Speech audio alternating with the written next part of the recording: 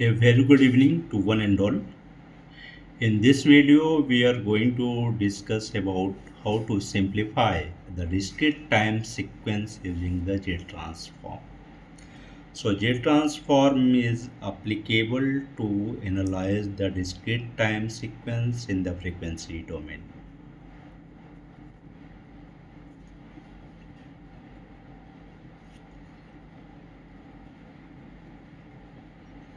And discrete time sequence is broadly classified in a two-way. One is known as causal sequence,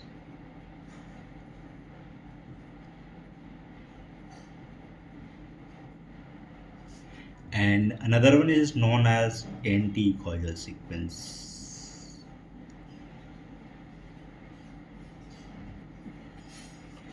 So if the sequence x of n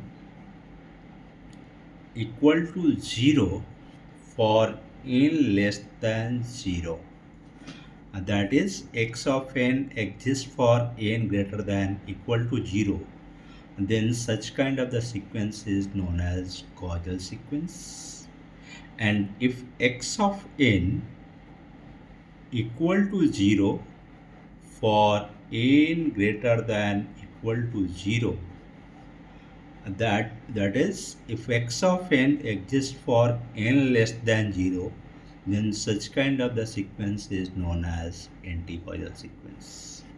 For example, if x of n is given as 1, 2, -3, 4, and the sample is going to start from n equal to 0 onwards, then this sequence is known as causal sequence, and graphically we can represent as at n equal to 0 the sample value is 1, at n equal to 1 the sample value is 2, and at n equal to 2 the sample value is -3, at n equal to 3 the sample value is 4. So this sequence is known as causal sequence. In anti-causal sequence, if x of n is 2, -3, 4, 1, and if I am starting from here n equal to -1 and moving left side, then this sequence is known as anti-causal. It means graphically we can represent at n equal to -1 the amplitude of sample is 1, at n equal to -2 next sample at n equal to -2 the sample value is +4. Then we are jumping from -2 to -3. At -3 the sample value is -3, and at n equal to -4 this sample amplitude is 2,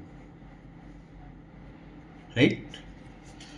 So this sequence is known as anti-causal sequence. Here x of n equal to 0 from 0 onwards, and third sequence also possible if x of n is given in this way: x of n equal to -3, 2, 1, 2, 3, -4, and at this point n equal to 0. Then this side sequence is known as causal or right side sequence, and this sequence is known as anti-causal, right? And here x of n is known as double-sided sequence. Graphically, we can represent this one as at n equal to 0, this is 1. At n equal to 1, right side, if I am moving at n equal to 1, the amplitude of the sample is 2. At n equal to 2, the sample value is 3. And at n equal to 3, the amplitude of the sample is plus 4. And if I am moving left side at n equal to minus 1, the amplitude of the sample is plus 2. At n equal to minus 1, then at n equal to minus 2, the amplitude of the sample is minus 3. So minus 2. This kind of the sequence is known as a double-sided sequence. That means if x of n consists of causal sequence as well as of anti-causal sequence, then such kind of the sequence is known as double-sided sequence.